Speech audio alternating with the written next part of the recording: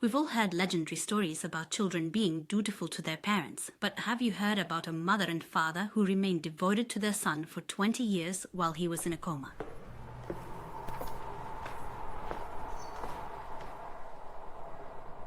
They did not let him visit or touch him. And they talk to him as if he hears them. They smile at him. They read the Quran to him. They celebrate Eid al-Adha, Eid al-Fitr, and National Day with him even after his death. They stood by his grave with the same tenderness and loyalty as if they were saying, "We haven't forgotten you, Didi, and we will not forget you." Worship none but him and be kind to parents if one of them reaches old age with you.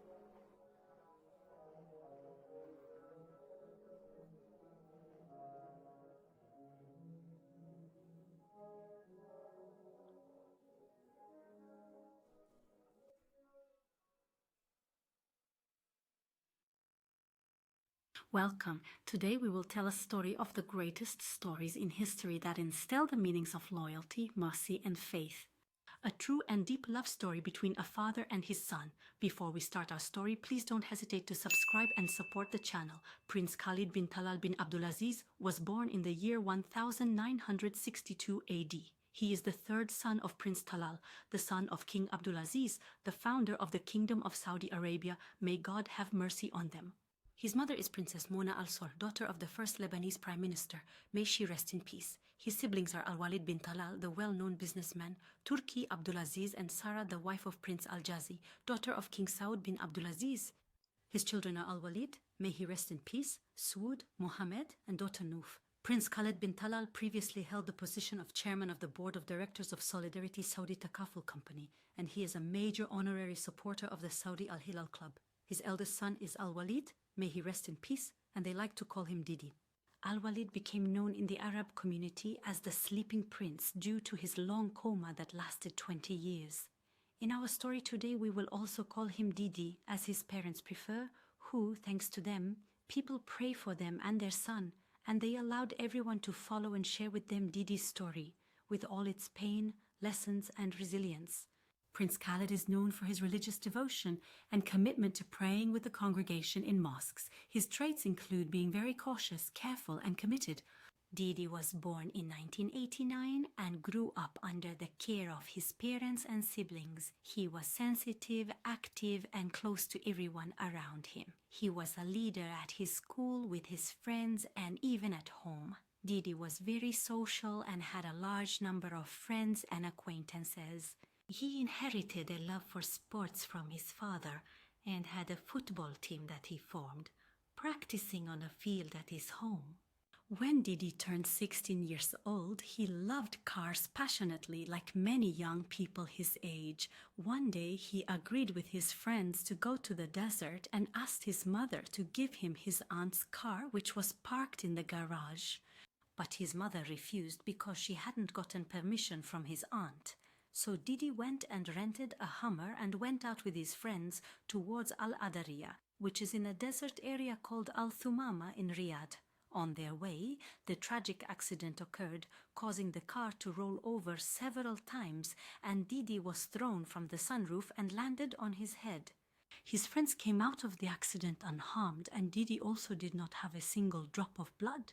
His friends tried to take him to the hospital themselves, but his brother Mohammed asked them to wait for the ambulance. At that time, Didi shouted and asked them what was wrong and inquired about the safety of his friends. They said, "Thank God we're fine, but just stay calm and don't move." After that, he completely lost consciousness until the ambulance arrived and took him to King Faisal Specialist Hospital in Riyadh. The medical diagnosis for Waleed was a head injury and internal bleeding. At that time, he was in intensive care, and the doctors decided to perform surgery after several days. His mother was outside the operating room, waiting anxiously for the operation to end. After several hours, the doctors came out, and silence prevailed. His mother knew he was still in a coma and continued praying for 4 continuous hours. She was silent. No one spoke, and she stayed with him in the hospital for 2.5 years without entering her home. The patient mother hoped and prayed to return home with her son together. Prince Khaled was also accompanying his son in the hospital and slept on the floor. God, there is no deity except Him, the ever-living, the sustainer. Neither drowsiness overtakes Him nor sleep. To Him belongs whatever is in the heavens and whatever is on the earth. Who is it that can intercede with him? One of the sheikhs says, "The prince called me and asked me to visit his son in the hospital, and I recited the Quran for him." He says, "I was amazed by the prince's concern for his son and the number of sheikhs present reading over him one after the other." The sheikh says, even during Ramadan, Abu Alwaleed would bring an imam to the hospital to lead Taraweeh prayers with his son, and he had complete faith that his son could hear them and feel those around him, and that he should be treated like any normal person. The doctors explicitly said that Alwaleed was brain dead, but his parents refused any further procedures, like removing the machines, and intensive and high-level medical care was being provided. Even though Didi was on a ventilator and fed through a tube, his mother took care of him every day herself, trimming his nails, cleaning him, playing with him, and chatting with him as if there was something between them. She refused to leave the hospital until after 2.5 years and under pressure from her family. His father is also keen on spending as much time as possible with Didi, loves to hug him, talk to him, and keep him updated on events. He would celebrate with him on National Day, when the national team wins, and on all occasions. Prince Khaled and his esteemed wife kindly decided to share their great experience with the people and allow the publication of photos and news about Didi regularly, letting people live through details that contain great lessons. In approximately 2016, after 11 years from the accident, Didi was moved home.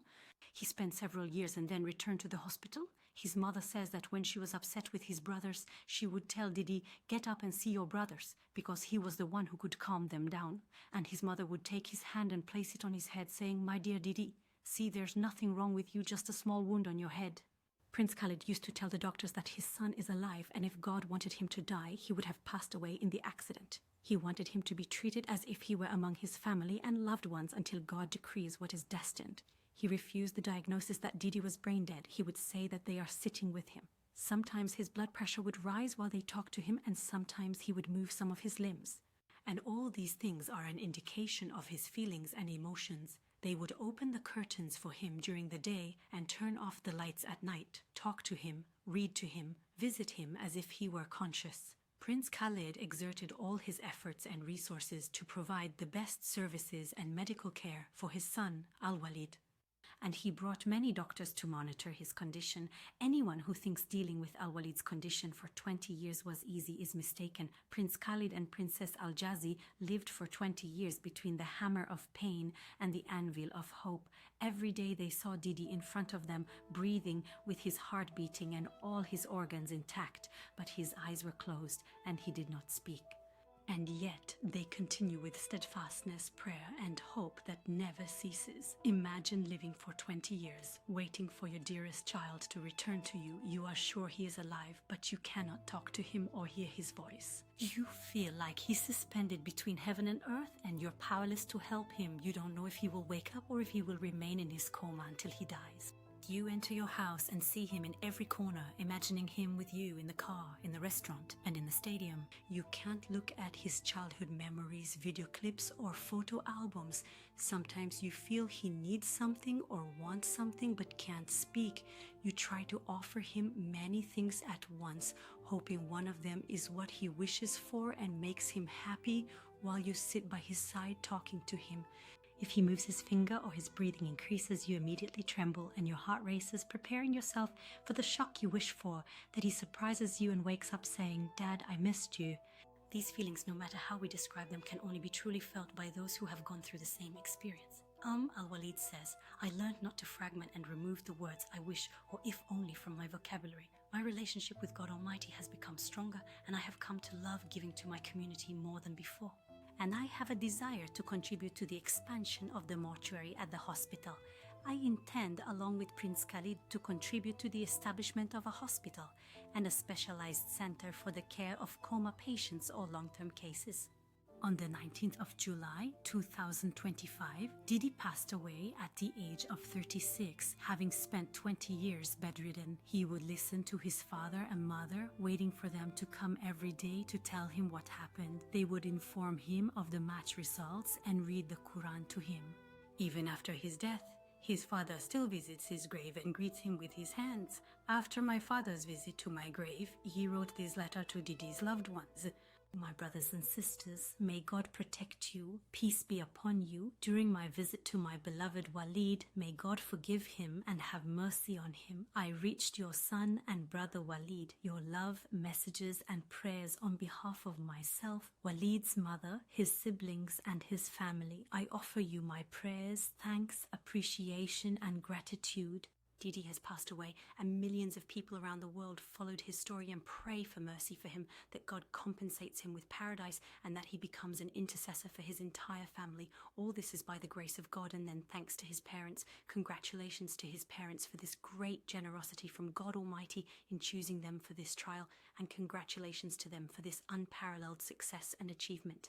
Thank you from the heart to Prince Khaled and Prince Al-Jazi for the lessons in loyalty you have given us, and the legendary sacrifice that history will immortalize. We hope that everyone who hears this story will not withhold their prayers for Waleed and his parents for mercy and forgiveness. Our story today has ended, and we hope it has pleased you. Don't forget to support us with a like and subscription. Goodbye.